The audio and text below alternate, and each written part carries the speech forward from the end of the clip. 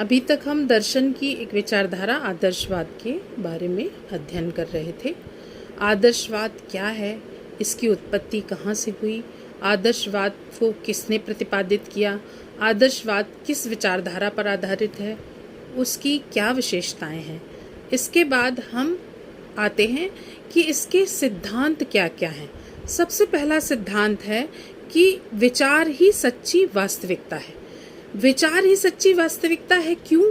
क्योंकि यदि हमारे पास विचार नहीं होते तो हम ना तो सृष्टि की अभिव्यक्ति कर सकते थे, ना ही ईश्वर की अभिव्यक्ति कर सकते थे, ना ही संसार की अभिव्यक्ति कर सकते थे, ना ही हम शिक्षा की अभिव्यक्ति कर सकते थे।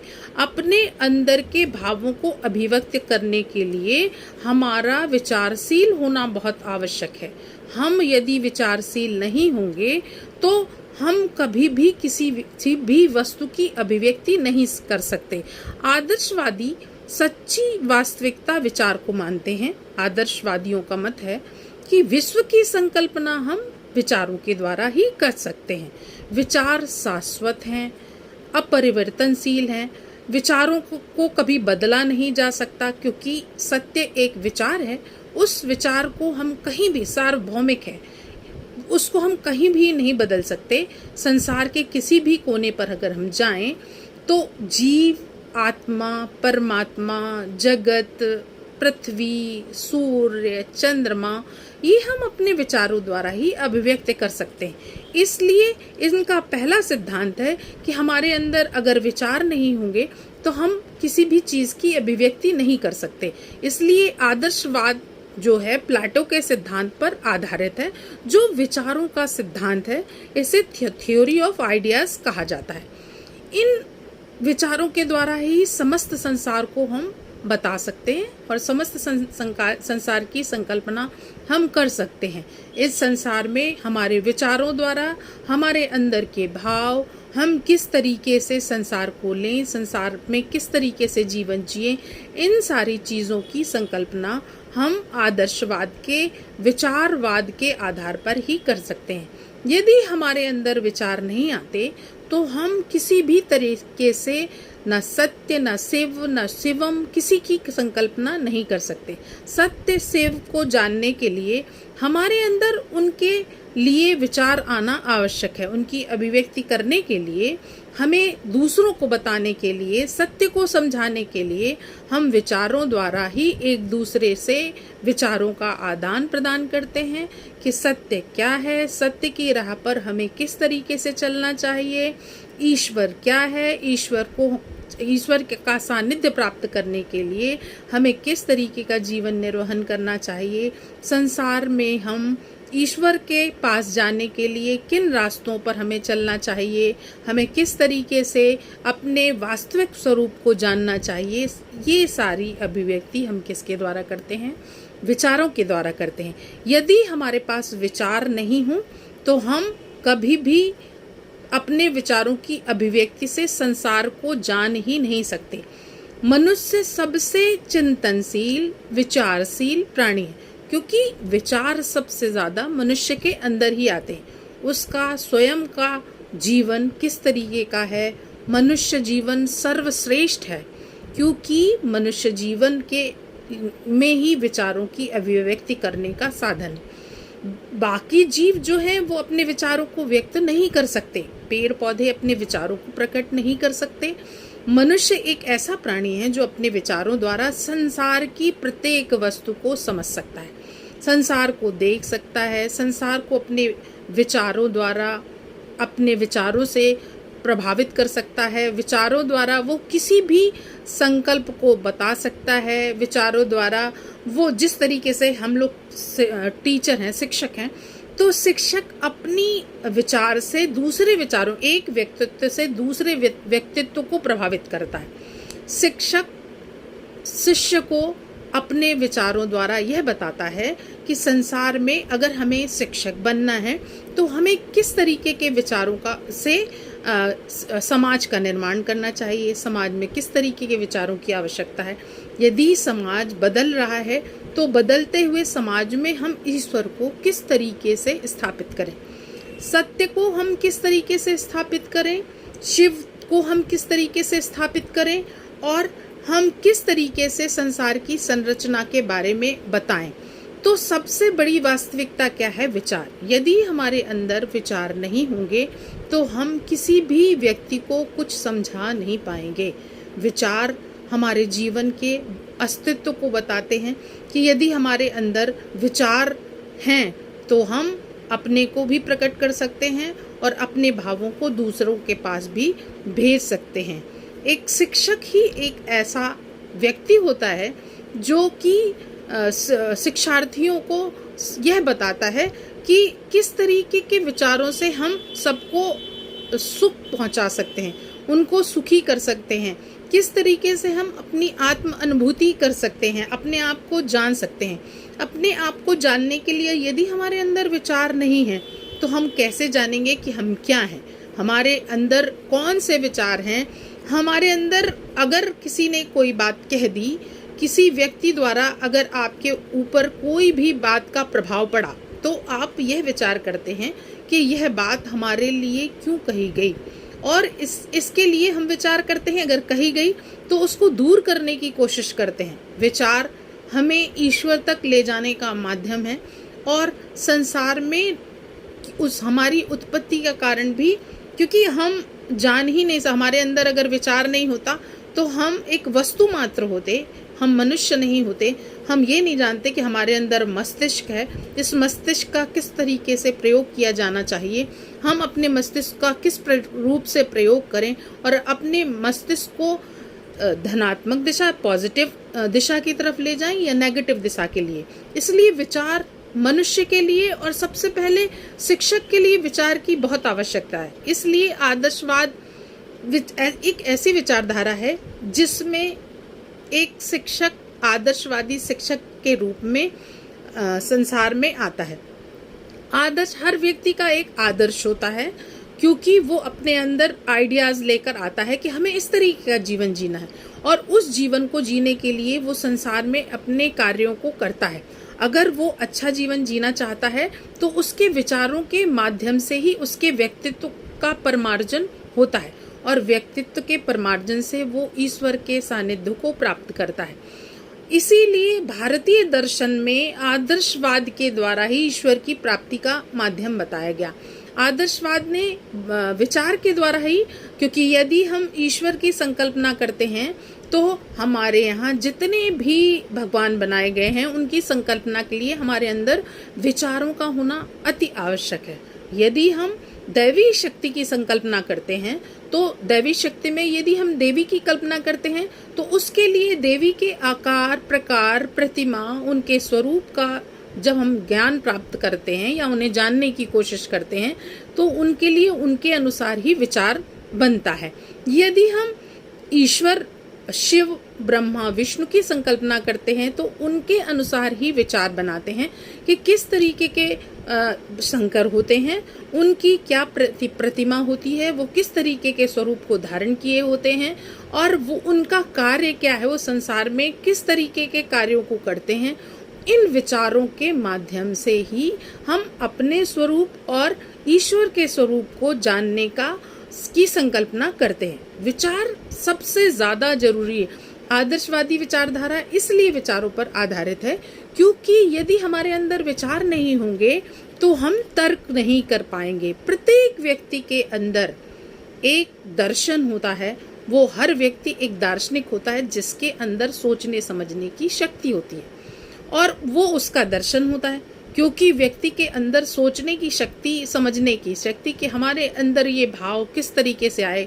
अगर गलत भाव आए तो वो हमें अंदर से इस बात को समझाने की कोशिश करते हैं कि हम अपने भावों को कैसे प्रदर्शित करें। यदि हमें क्रोध आता है तो हम क्रोध को विचारों द्वारा प्रकट करते हैं।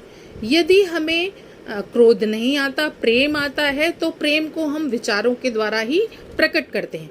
व्यक्तित्व का एक भाव ऐसा होता है जिसे हम व्यवहार द्वारा प्रकट करते हैं। व्यवहार हमारे विचारों द्वारा ही बनते हैं। हमारे किसी के प्रति विचार बनने के लिए हमारे लिए सबसे पहले हमें ये सोचना होगा, ये चिंतन करना होगा, ये थिंकिंग करनी होगी, ये सोच लानी होगी कि प्रत्येक व्यक्ति के साथ अच्छा व्यवहार किया जाए। इसलिए आदर्शवादियों ने पहला सिद्धांत बनाया कि विचार ही सच्ची वास्तविकता है, क्योंकि विचार के द्वारा ही संसार की हर वस्तु को बताया जा सकता है, समझाया जा सकता है। विचारों द्वारा ही भावों की अभिव्यक्ति की जा सकती है। विचारों से ही हम सब चीज़ों को समझ सकते हैं। विचारों से ही हम सब तक अपने भावों को पहुंचा सकते हैं। इसलिए इनका प्रथम सिद्धांत आदर्शवादियों का है कि विचार ही सच्ची वास्तविकता है। दूसरा सिद्धांत इन्होंने बताया कि वस्तु की अपेक्षा विचार की महत्ता अधिक है। Importance of ideas of object. एक वस्तु से ज़्यादा ज़रूरी विचार है, क्योंकि वस्तु क्या है, हम यदि माने मनुष्य एक वस्तु है, तो मनुष्य को प्रकट करने के लिए हमारे अंदर विचार बहुत ज़रूरी है। यदि हम संसार को जानने पहुंचेंगे तो संसार को जानने के लिए हमें उसके बारे में जानना ज़रूरी है। संसार में जैसे सूर्य है, तो सूर्य के आने से पहले हमारे अंदर विचार आता है कि सूर्य सुबह उगता है, शाम को अस्त होता है, सूर्य उदय होने पर किस तरीके की प्रक्रियाएं होती हैं, ये सब हम विचारों द्वारा ही अभिव्यक्त कर सकते हैं। अगर वस्तु होती तो वस्तुओं को हम प्रकट कर सकते थे, उनकी अभिव्यक्ति हम नहीं करते तो हम किसी के बारे में जान नहीं सकते थे। संसार में चंद्रमा रात में उगता है, सूर्य सुबह उगता है, तारे रात में दिखाई देते हैं। हम अपनी सांसें लेते हैं और सांसें बाहर निकालते हैं। यदि हमारे अंदर जीवन होता है तभी हम जीवित रहते हैं। यदि हमारे अंदर आत्मा नहीं होती, उस शरीर से निकल गई होती है, तो शरीर नश्वर हो जाता है और हम मृत्यु को प्राप्त हो जाते हैं। ये सब चीज़ें हम देखकर, समझकर और विचारों द्वारा ही इन सारी चीज़ों को जान सकते हैं। आदर्शवाद में ये कहा गया कि किसी वस्तु से पहले विचार आते हैं। हमारे विचार के द्वारा ही हम वस्तुओं को किस तरीके से हम अपने मस्तिष्क में विचार बनाते हैं। हम विचारों को बनाने के लिए पहले उस वस्तु की कल्पना करते हैं। जैसे मैंने अभी कहा कि ईश्वर की कल्पना करने के लिए हमें ईश्वर के आकार को बनाना पड़ेगा, तो आकार बनाने के लिए पहले ईश्वर की संकल्पना हमें विचार करना पड़ेगा। उस विचार को करने के बाद हम ईश्वर की आकृति बनाएंगे।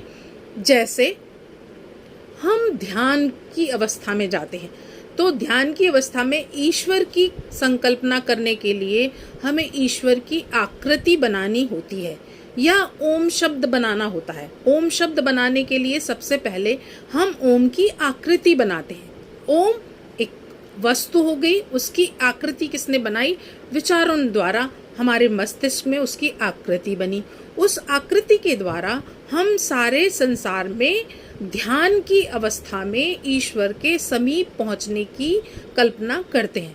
फिर हम ध्यान के माध्यम से ईश्वर के सानिध्य में जाते हैं और विचार आगे बढ़ते चले जाते हैं। उन विचारों द्वारा हम ईश्वर के करीब जाने की कल्पना करते हैं और ईश्वर के समीप जाकर हम अपने आप को उनको समर्पित करते हैं, उन्हें अपने विचारों द्वारा जानने की कोशिश करते हैं। हमारे मन में आत्मा के स्वरूप में ईश्वर विद्यमान है। हम क्या कर रहे हैं, हम किस तरीके से अपना जीवन जी रहे हैं, अपने जीवन को जीने के लिए हम किस तरीके के कार्य करें। सबसे पहले हमारी आत्मा जब हम कोई कार्य कर रहे होते हैं या गलत कार्य कर रहे होते हैं, तो हमारा मन सबसे पहले हमें ये बता देता है कि ये गलत है। फिर भी हम उस काम को यदि करते हैं तो हमारी आत्मा सबसे पहले हमें एक अलर्ट देती है कि ये कार्य गलत है। इसलिए वो आत्मा हमारे अंदर ईश्वर का अंश होती है और ईश्वर हमें बताते हैं कि हमने मनुष्य जीवन आपको दिया है, तो उस जीवन को जीने के लिए आपको इस तरीके का कार्य करना चाहिए। इसलिए हमारे विचार को प्रकट करने के लिए हम किसी भी वस्तु की संकल्प बात करें, हम प्रकृति की बात करें, हम आकाश की बात करें, हम पृथ्वी की बात करें, हम प्रकृति की बात करें, हम संसार में किसी पौधे की बात करें, पशु पक्षी की बात करें, उन सारी बातों को करने के लिए हमारे अंदर विचार का होना बहुत आवश्यक है। और इसलिए इस विचारधारा को आदर्शवादी, इस विचारधारा को विचारवादी विचारधारा कहा गया। फिर उन्होंने तीसरे सिद्धांत को बताया कि आध्यात्मिक जगत की श्रेष्ठता। आध्यात्मिक जगत श्रेष्ठ क्यों है? स्पिरिचुअल वर्ल्ड श्रेष्ठ क्यों है? आध्यात्मिक जगत श्रेष्ठ क्यों है? इस संसार में दो तरह के जगत हैं, एक भौतिक जगत जिसमें हम लोग निवास करते हैं और एक आध्यात्मिक जगत जो ईश्वर के पास ले जाता है। तो भौतिक जगत जिसमें हम जी रहे होते हैं, सांसारिक जीवन को जी रहे होते हैं, जिसमें हम पारिवारिक जीवन जी रहे होते हैं, उस संसार को हम भौतिक जीवन कहते हैं। और उसके लिए हम जब जन्म लेते हैं तो हमारे अंदर जो भी गुण होते हैं उसको परमार्जित करने के लिए, हमारे अंदर अच्छे विचार डालने के लिए हमें पढ़ाया जाता है, हमारे परिवार में अच्छे अच्छे संस्कार दिए जाते हैं, हमें अच्छी अच्छी चीज़ें सिखाई जाती हैं, हमारे परिवार वाले हमें बहुत अच्छी चीज़ें सिखाते हैं, हमारे गुरुजन हमें बहुत अच्छा ज्ञान देते हैं। फिर हम आगे पढ़ते हैं, लिखते हैं, शिक्षा लेते हैं, हम ग्रेजुएशन करते हैं, इसके बाद हम टीचिंग जॉब के लिए आगे बढ़ते हैं। फिर हमें ये सिखाया जाता है कि शिक्षक बनने के लिए हमें किस तरीके की चीज़ों को आना बहुत ज़रूरी है। इसलिए हमारे ज्ञान को आगे बढ़ाने के लिए हम बीएड करते हैं। बीएड में ये पेपर हमको पढ़ाया जा रहा है जिसमें हमें दर्शन पढ़ाया जा रहा है। दर्शन एक ऐसा विज्ञान है जिसके द्वारा हम अपने बारे में अध्ययन करते हैं, हम अपने विचारों के बारे में अध्ययन करते हैं, ईश्वर के बारे में अध्ययन करते हैं, हम संसार के बारे में अध्ययन करते हैं, हम सृष्टि के बारे में अध्ययन करते हैं, हम संसार के रचने वाले के बारे में अध्ययन करते हैं, हम गॉड की संकल्पना करते हैं, हम ट्रुथ की कल्पना करते हैं, हम गॉड की कल्पना करते हैं। तो ये सब हम किसके द्वारा करते हैं? विचारों के द्वारा करते हैं। आध्यात्मिक जगत जो है वो ईश्वर का बनाया हुआ है, उसमें ईश्वर निवास करते हैं। तो ईश्वर के पास जाने के लिए, आध्यात्मिक जगत में जाने के लिए सबसे पहले हमें ईश्वर को जानना बहुत आवश्यक है। आध्यात्मिकता से जुड़ने के लिए हमें केवल ईश्वर का सानिध्य या पूजा पाठ की आवश्यकता नहीं होती। हमें ईश्वर के पास जाने के लिए उनके द्वारा बताए गए रास्तों पर, उनके बताए द्वारा जीवन पर चलना बहुत आवश्यक है। स्पिरिचुअल वर्ल्ड में जाने के लिए हमें सबसे पहले अपने कर्मों पर बहुत ध्यान देना होता है, क्योंकि कर्म के बारे में केवल मनुष्य ही जानता है। कर्म क्या है, अच्छे कर्म क्या हैं, बुरे कर्म क्या हैं, ये हर धर्म हमें सिखाता है, ये हर बात हमें सिखाता है और हमें ये बताता है कि धर्म के माध्यम से हम किस तरीके से आध्यात्मिक जगत में प्रवेश कर सकते हैं। इस शिक्षा के द्वारा हम मोक्ष प्राप्ति की बात करते हैं। तो मोक्ष क्या है? मोक्ष हमारे कर्मों द्वारा, अच्छे कार्यों द्वारा, जब हम संसार में निरंतर कार्य करते रहते हैं और अच्छे कार्यों से जीवन को जीते हैं और सभी प्राणियों को सुखी करने का प्रयास करते हैं, तब हम ईश्वर के सानिध्य पर जाते हैं, जिसे हम आध्यात्मिक जगत कहते हैं। स्पिरिचुअल वर्ल्ड, ईश्वर के सानिध्य की प्राप्ति होती है। ईश्वर के पास जाने के लिए हमारे पास बहुत सारे रास्ते हैं। इसके लिए हमें बहुत सारे अच्छे नियमों का पालन करना होता है, हमें सत्य की राह में चलना होता है, हमें सबके साथ अच्छा व्यवहार करना होता है, हमें सबके साथ प्रेम पूर्वक जीना होता है, हम किसी के लिए बुरा ना करें, ये ईश्वर ने बताया है। ईश्वर ने बहुत सारी ऐसी चीज़ें बताई हैं कि अगर हमारे पास बहुत अधिक सारी चीज़ें उपलब्ध हैं तो हम दूसरों का भी ध्यान रखें, दूसरों के बारे में भी सोचें। और जब हम इस चीज़ के बारे में सोचते हैं तो हम भौतिक जगत में जब होते हैं तो हम अपनी सुख सुविधाओं के बारे में सोचते हैं। जब हम स्पिरिचुअल वर्ल्ड में चले जाते हैं तो हम ईश्वर के पास जाने के बाद, ईश्वर द्वारा बताए गए रास्ते पर जाने के बाद हम ये जान लेते हैं कि हमारे पास यदि अधिक है तो हम परोपकार करें, हम दूसरों के लिए जीवन जिएं। यदि हम मनुष्य योनि हमें प्राप्त हुई है तो उस योनि को सार्थक करने के लिए हमें बहुत अच्छा जीवन जीना चाहिए। और उस अच्छा जीवन जीने के लिए हमें सबसे पहले शिक्षक बनाया गया है और एक शिक्षक का दायित्व होता है कि वो अपने विचारों द्वारा दूसरों को प्रेरित करके उन्हें अच्छा जीवन जीने के लिए आगे बढ़ाए। हम सबसे बड़ा रास्ता हम अपने आप को जानने पर करते हैं कि यदि हमने अपने आप को जान लिया तो हम कभी बुरा नहीं कर सकते। तो आध्यात्मिकता, स्पिरिचुअलिटी इस बात पर भी आधारित है कि यदि हम अच्छे कार्य करते हैं, दूसरों का बुरा नहीं करते हैं, दूसरों के साथ बुरा व्यवहार नहीं करते हैं, हम सबको समान रूप से देखते हैं, सबको एक ही दृष्टि से देखते हैं, क्योंकि ईश्वर ने हर प्राणी को बनाया है। जब हर प्राणी को बनाया है तो उसने सबके अंदर एक जीवनी शक्ति डाली है, जिसके द्वारा उस आत्मा रूपी शक्ति से हम सब एक दूसरे को जानते हैं, एक दूसरे को जानने की कोशिश करते हैं। और स्पिरिचुअल वर्ल्ड, हम आध्यात्मिक जीवन में जीने के लिए हम ईश्वर की आराधना करते हैं, ईश्वर के द्वारा बताए हुए नियमों के द्वारा के साथ हम चलते हैं, ईश्वर के बनाए हुए रास्ते पर हम चलते हैं। भौतिक जगत क्या है?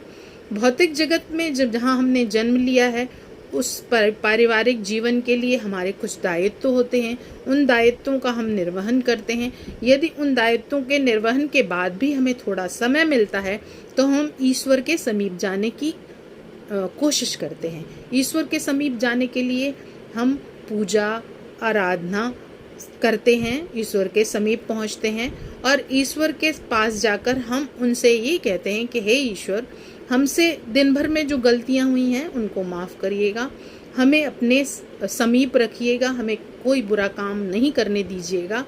यही आध्यात्मिक स्वरूप होता है।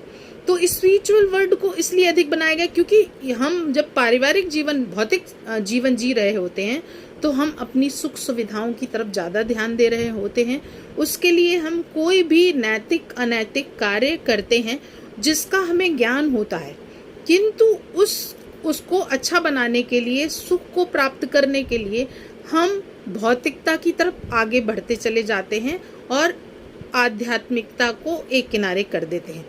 लेकिन आदर्शवादियों ने कहा कि अगर हम आध्यात्मिकता की तरफ बढ़ जाएंगे तो हमारे कार्य कभी गलत नहीं होंगे, हम किसी के प्रति बुरा व्यवहार नहीं कर सकते, हम जो भी कार्य करेंगे वो सबके लिए बहुत अच्छा होगा, हम सबके हित में कार्य करेंगे, हम इस भौतिक जगत को जो नश्वर है उसके प्रति आसक्त नहीं होंगे, क्योंकि जो चीज़ें हमें दिखाई देती हैं, हमारे परिवार के जो लोग हैं, एक टाइम आता है, एक टाइम तक हम उनके साथ जीते हैं, इसके बाद हमारा शरीर नष्ट हो जाता है और हम ईश्वर के पास पहुंच जाते हैं।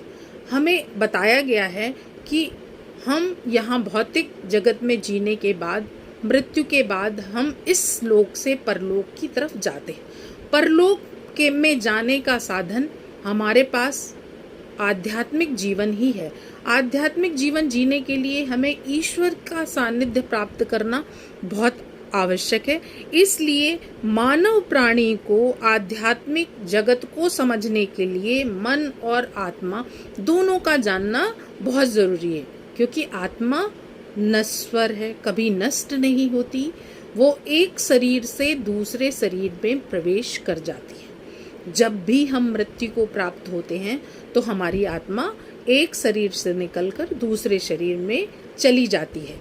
इसलिए हमें आध्यात्मिक जगत की आवश्यकता इसलिए बहुत अधिक है कि अपनी आत्मा को परमार्जित करने के लिए यदि हम अपने स्वरूप को पहचान लेंगे, यदि हम स्वयं को पहचान लेंगे, तो हम दूसरों के प्रति बुरा व्यवहार नहीं करेंगे, हम बहुत अच्छा जीवन जिएंगे, दूसरों के लिए दूसरों का हित करेंगे, हम आध्यात्मिक स्वरूप को समझेंगे, हम ईश्वर के सानिध्य में जाएंगे, ईश्वर के पास पहुंचेंगे, ईश्वर के द्वारा बताए हुए नियमों का पालन करेंगे।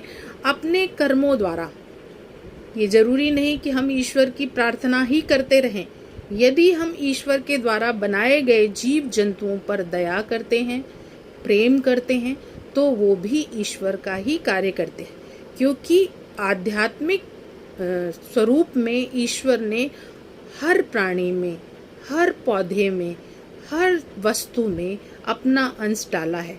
इसलिए हमें आध्यात्मिक स्वरूप पर पहुंचने के लिए हमें उस पर चिंतन करना आवश्यक है। उस आध्यात्मिक जीवन को जीने के लिए हमें अपनी सोच को परिमार्जित करना बहुत ज़रूरी है। विचारों के द्वारा ही हम आध्यात्मिक जीवन को जी सकते हैं, अपने विचारों को जान सकते हैं, अपने विचारों द्वारा दूसरों को प्रभावित करते हैं। यदि हमारे विचार बहुत अच्छे होते हैं तो वो वास्तविक जीवन को, हमारे मनुष्य जीवन को पूरी तरीके से हमारे जीवन के साथ बहुत अच्छा जीने के लिए हमारे साथ न्याय किस तरीके से हो सकता है। यदि हम मनुष्य जीवन पाकर, मानवता का पाठ पढ़कर मानव जीवन को चरितार्थ करने के लिए सत्य पर चलें, ईश्वर का सानिध्य प्राप्त करें, तो हमारी अंदर की सुंदरता अपने आप ही प्रकट होने लगती है।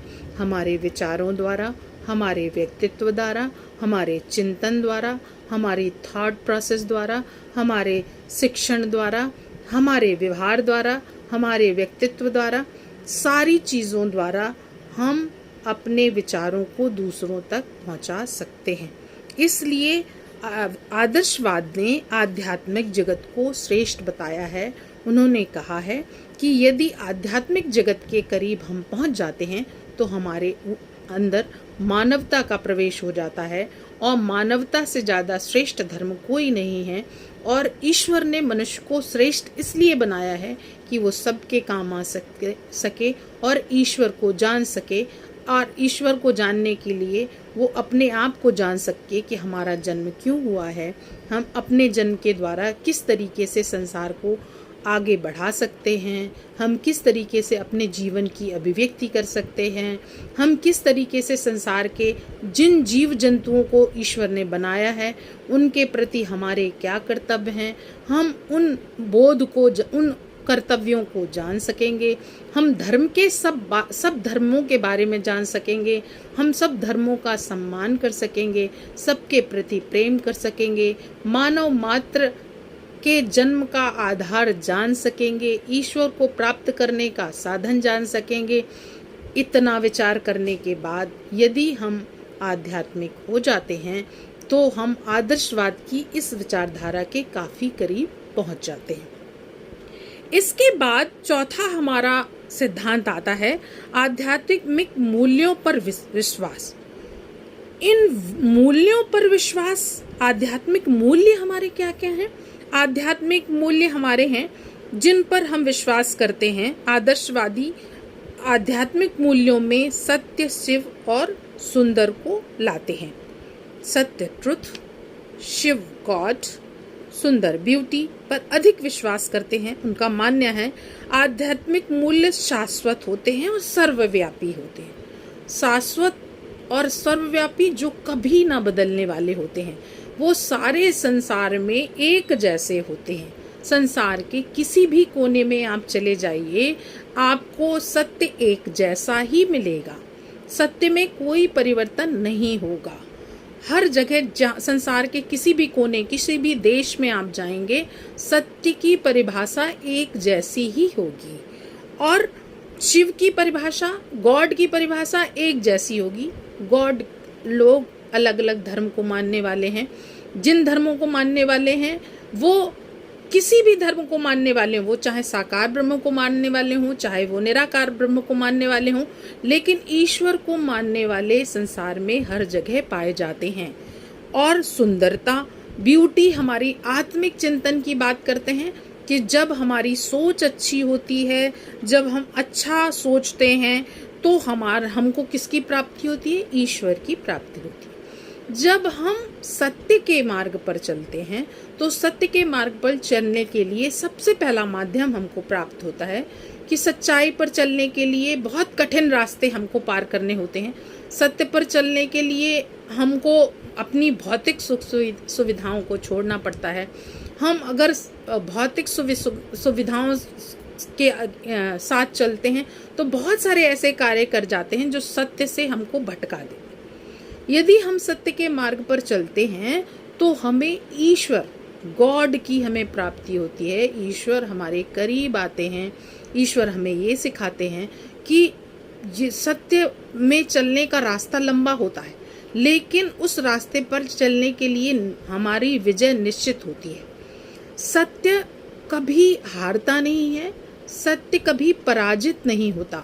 देर अवश्य होती है, किंतु सत्य पर चलने वाले हमेशा विजयी होते हैं और वो ईश्वर की प्राप्ति करते हैं। जो सत्य पर चलता है उनको ईश्वर की प्राप्ति अवश्य होती है उनका, और वो फिर सुंदरता को भी प्राप्त कर लेते हैं। और तीनों चीजें, सत्यम शिवम सुंदरम, इन आध्यात्मिक मूल्यों को जब हम प्राप्त कर लेते हैं तो हमारा व्यक्तित्व और हमारे जीवन का उद्देश्य, जो अंतिम लक्ष्य है ईश्वर की प्राप्ति करना, वो सत्य के रास्ते से ही जाता है। सत्य के रास्ते पर चलने पर भी हम कभी भ्रमित नहीं होते, हम कभी इधर उधर जाने की कोशिश नहीं करते, क्योंकि हमें पता होता है कि जब हम जो भी कार्य कर रहे हैं उस कार्य के पीछे ईश्वर हमको देख रहा है। जब हम ये कार्य जान रहे होते हैं तो हम कभी भी गलत कार्य नहीं कर रहे होते और दूसरों को भी उस रास्ते पर जाने से रोकते हैं। हम उसे बताते हैं कि रास्ता गलत है। और जब हम ऐसे कार्य करते हैं तो ईश्वर भी हमारी किसी न किसी रूप में हमारी मदद करता है। वो हमें स्वयं दिखाई दे ना दिखाई दे, लेकिन वो किसी न किसी रूप में हमारी मदद कर रहा होता है, हमें रास्ते दिखा रहा होता है, हमें बता रहा होता है कि हमें इन रास्तों पर चलना चाहिए। इन रास्तों पर चलने पर हमें ईश्वर की अनुभूति प्राप्ति होती है और हम अपने आप समझ लेते हैं कि ये रास्ता ईश्वर का बताया होता है। और हमें ये लगता है कि हम बड़ी कठिनाई में थे, लेकिन ईश्वर ने हमें उस रास्ते पर पहुंचा दिया। जब हम ईश्वर के सानिध्य में आ जाते हैं और उनको पा लेते हैं तो हमें हर व्यक्ति के अंदर बहुत अच्छे गुण दिखाई देते हैं और हमारे व्यक्तित्व में भी सुंदरता आ जाती है। हमारी पर्सनैलिटी, हम जो दिखते हैं, हमारे अंदर के भाव हमारे बाहर दिखाई देते हैं। हमारे आंतरिक स्वरूप से हमारा बाह्य स्वरूप परमार्जित होता है। यदि हम अच्छे कार्य करते हैं तो हमारे आंतरिक स्वरूप में, यदि हम क्रोध कर रहे होते हैं तो हमारा चेहरा देखिएगा अवश्य बिगड़ जाएगा। यदि हम बुरा कार्य कर रहे होते हैं तो हमारा चेहरा बिगड़ जाता है। और यदि हम सही कार्य कर रहे, सत्य के मार्ग पर चल रहे होते हैं तो हमें हमारी सुंदरता बढ़ जाती, क्योंकि हम गॉड के बहुत करीब होते हैं और गॉड के करीब होने के माध्यम से हम संतुष्टि को प्राप्त कर लेते हैं। हम बहुत कम में जीते हैं, लेकिन हम अपनी संतुष्टि से हमारा आत्मिक सौंदर्य, हमारे अंदर का सौंदर्य बढ़ता है और हम शिव तत्व को प्राप्त कर लेते हैं, हम गॉड को प्राप्त कर लेते हैं और हमें लगता है ईश्वर ने हमें अपने सानिध्य में ले लिया। और इसके बाद हम जब आगे बढ़ते हैं तो हमारे अंदर की सुंदरता, हमारे बाहर की सुंदरता दोनों एक जैसी ही होती है।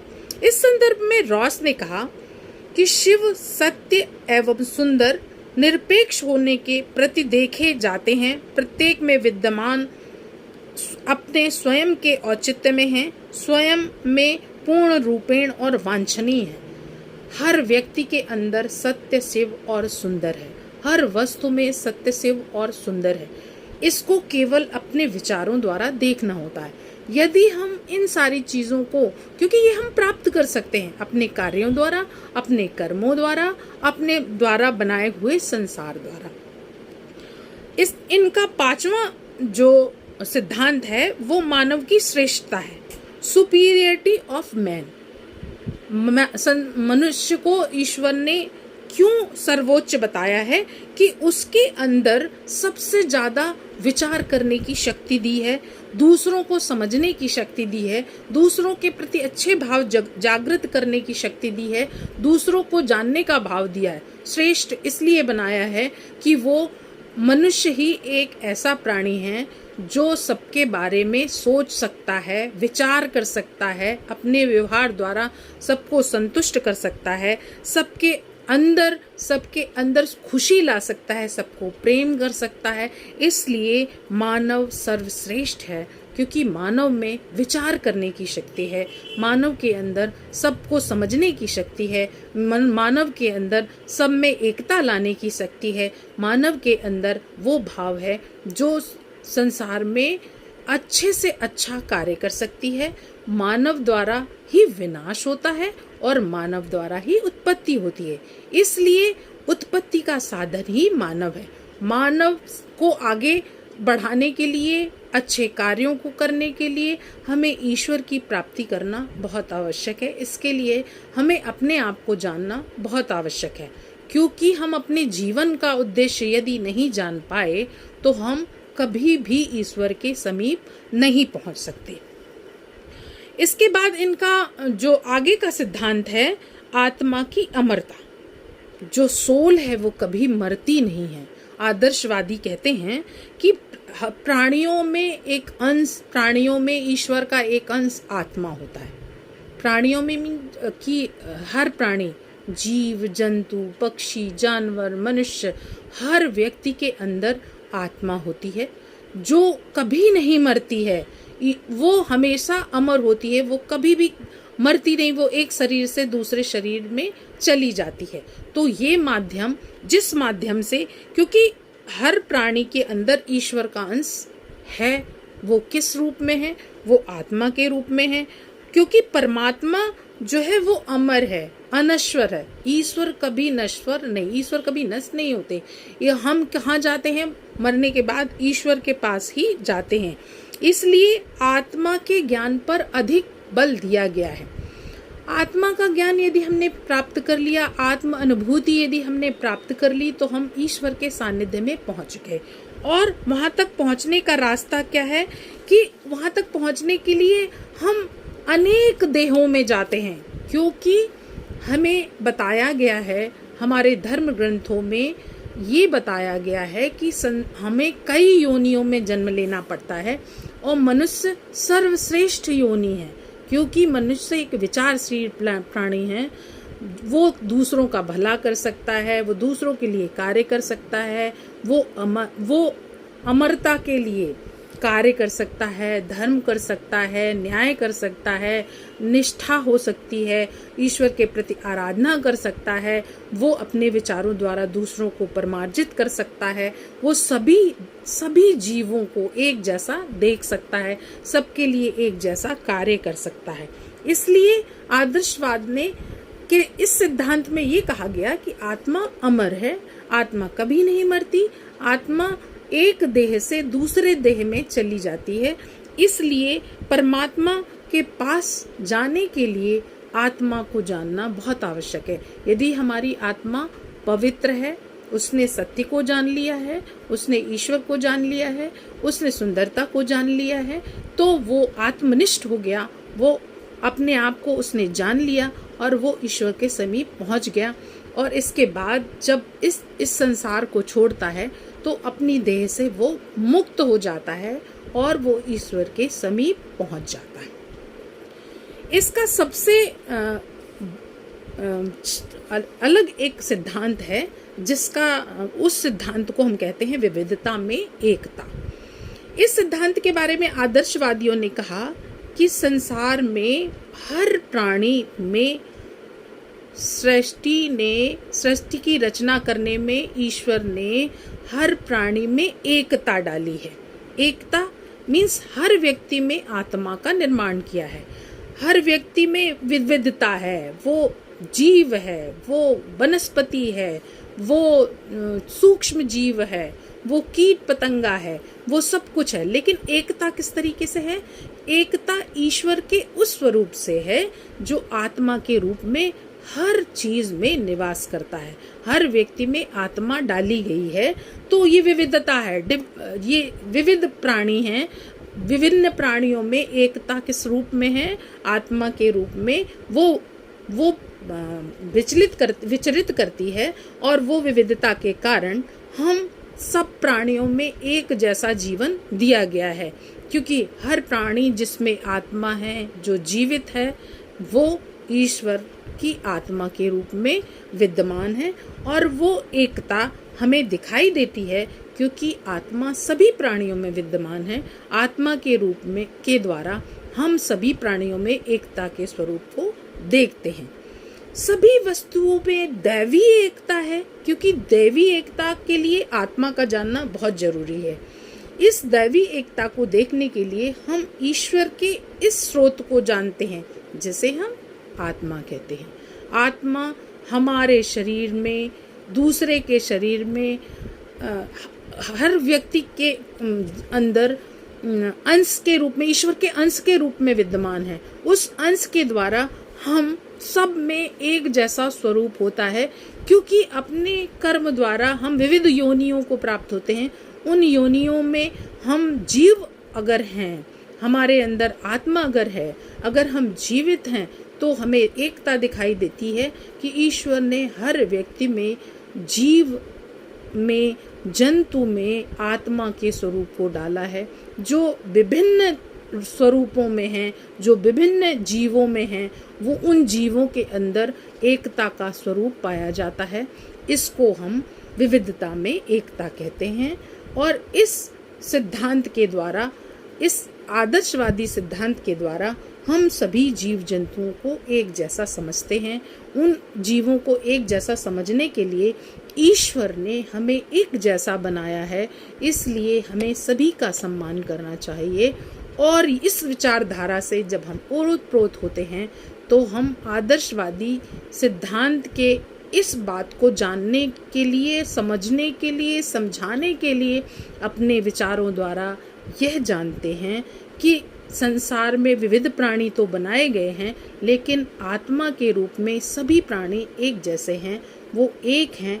इसलिए आदर्शवाद के इस सिद्धांत को हम विविधता में एकता की बात को कहते हैं। अतः आदर्शवाद के इन सिद्धांतों द्वारा हम आदर्शवाद की संकल्पना को विचारों द्वारा प्रस्तुत करते